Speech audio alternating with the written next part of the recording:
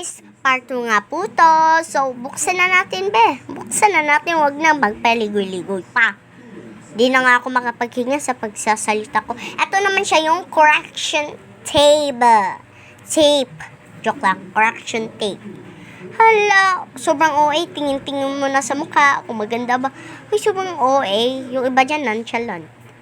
So, ipakita mo na. Ito siya yung eraser. Eraser naman talaga kapag may pencil tayo. So yung eraser ko, guys, dalawang takip siya. Iwan ko ba? Dalawang takip nila ginawa yan. Pwede namang isa. Ito naman yung clear glue ko. Hindi ko yan masyadong ginagamit kasi sayang naman kasi nagtipid ka, girl.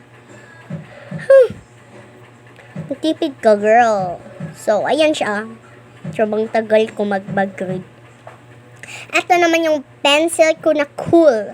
Cool yung tawag ko dito. Siyempre, kung wala na yung laman, putol na yan. So, ibabalik lang natin. And then, mayroon na tayong matalis na ulit na pencil. So, may takip na yan. And then, ayan siya. Sobrang ganda niya. Nagagandahan ako kasi color violet. Violet, ayan, wala nang laman dyan. So, wala na. Siyempre, wala na.